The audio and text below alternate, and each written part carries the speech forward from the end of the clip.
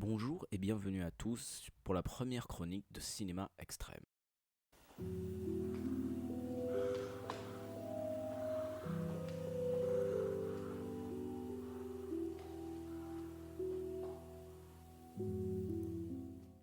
Souvent, dans les salles obscures, on a pu tomber sur des œuvres avec une violence assez corsée, qui peut même parfois résulter du gore. Je pense bien à la saga très connue des Sceaux, au controversé Hostel de Eli Roth et à moindre mesure au film Frontières et le magnifique Martyr. Mais ce qu'on ne sait pas, c'est que dans les profondeurs du cinéma et d'internet se cachent des films bien plus terribles, allant du snuff movie au torture porn, à la scatophilie et la mutilation. Certains ont même été interdits dans plusieurs pays et d'autres sont quasiment introuvables à moins d'aller dans les abysses d'internet. Aujourd'hui, pour cette première chronique de cinéma extrême, nous allons parler d'un film qui pour certains est jugé comme l'un des plus horribles, c'est pas moi qui le dis, c'est les critiques, et le sommet du gore et de la violence. Nous allons voir aujourd'hui si ce film est à la hauteur de sa réputation. Auditeurs, auditrices, je vais vous parler aujourd'hui de Ostermontag. Ostermontag, lundi de Pâques en français, est un film sorti en 1991 réalisé par Eko Fipper qui a également réalisé Das Coma Brutal Duel. J'ai dit ça avec un accent espagnol, qui lui est sorti en 1999, dont on parlera peut-être dans une chronique future. Ostermontag est un film jugé snuff, torture jusqu'à la mort d'une ou plusieurs personnes, voilà pour ceux qui ne savent pas. Le film est plus dans la dynamique, je dirais, d'un August Underground dont on parlera bien évidemment sur la chaîne tant il fait partie des piliers du cinéma du genre. Le film commence sur une ambiance très sombre avec un personnage qui vraisemblablement est en crise de jalousie ou en pleine psychose, qui décide de droguer la femme avec qui il est en compagnie, Fabienne, la reprochant de ne pas être Nicole. On en viendra juste après.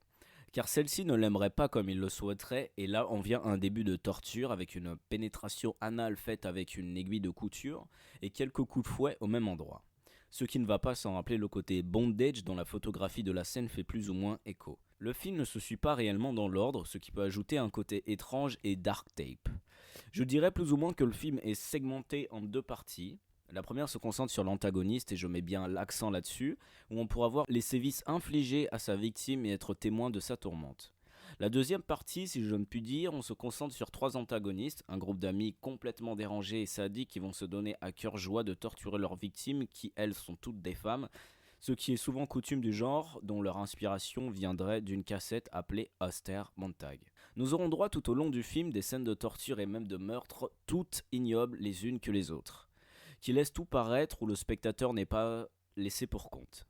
Je peux parler par exemple d'une amputation de doigts visant à se curer les dents, à une aiguille crevant un œil, à une victime dont on lui coupe les seins, une qu'on brûle sur une plaque de cuisson et une pénétration avec un couteau. Le tout supervisé par le groupe d'amis qui vont se donner à cœur joie, mais une fois que toutes les victimes se retrouvent mortes, les trois antagonistes, visiblement en manque de meurtre, surtout un, décident de s'entretuer. Le premier meurt en étant noyé dans le lavabo et le deuxième meurt la gorge arrachée par un aspirateur. Pour ce qui est de la deuxième partie qui arrive, quand même comme un cheveu sur la touffe, la deuxième partie plus ou moins nous reprend au début du film, avec bien sûr l'homme en pleine psychose avec Fabienne. On aura droit quand même à quelques scènes ignobles, par exemple un coup de feu dans l'orifice anal qui ouvrira le dos en deux, ce qui laissera sortir la colonne vertébrale de la victime, ce qui engendra une pénétration jusqu'à l'orgasme proche d'une brique de lait renversée. Le film se permettra quand même un cliffhanger qui ne fait ni chaud ni froid car le tout est assez mal coupé. Le film se terminera sur un visionnage de la cassette d'Ostermontag car bien sûr le tout est filmé, d'où pourquoi l'ambiance snuff movie. Le film se terminera. Maintenant, venons-en à la conclusion. Je serais très mal placé en disant que ce film est une vaste blague, mais je dois être assez bien placé pour dire que ce film est proche d'une vaste chiasse. Ce film était pour moi d'une grande frustration tant j'ai eu l'impression lors du générique de fin qu'on s'était littéralement foutu de moi.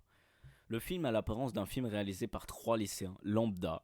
Le scénario ne prime pas toujours dans le genre, c'est vrai, il faut le souligner, mais ce qui fait la force des films du genre, c'est la photographie, la mise en scène, le grain d'image, le côté VHS, cassette perdue, le maquillage, la manière dont les corps sont représentés et la manière de montrer le sang. Ici, on a droit à du sang proche du ketchup ou de la confiture, dans tous les cas c'était comestible, des effusions de sang proches d'une parodie. J'ai même eu une petite pensée à Branded de Peter Jackson. Des effets spéciaux très cheap, je pense surtout à la scène d'éjaculation où on voit clairement que c'est du lait qui a été rajouté. J'ai aussi une mention honorable pour l'œil crevé à travers un sac où on voit clairement que c'est du ketchup. Pour moi, le plus gros point noir du film, c'est les victimes et les bruitages. On n'y croit à aucun moment, on est plus proche du rire que du dégoût. Cris de douleur rajoutés en post-prod dont je soupçonne la provenance d'un film pornographique. Les victimes ne se débattent pas, de plus elles se laissent faire, aucune résistance. On a plus l'impression d'un début de débat sexuel alors que je pense que ce n'était pas le but.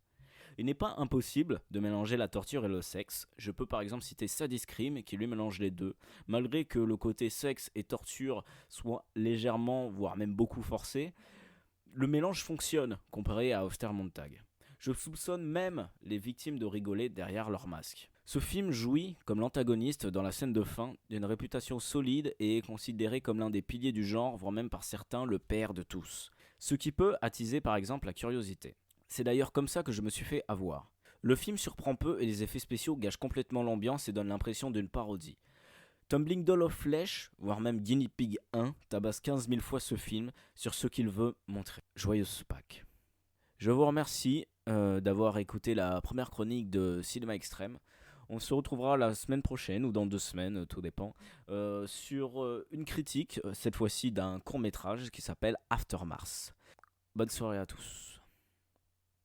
Ah oui, j'oubliais le lien avec le lundi de Pâques, c'est qu'une des victimes a un sous-vêtement avec un pompon de lapin. Voilà.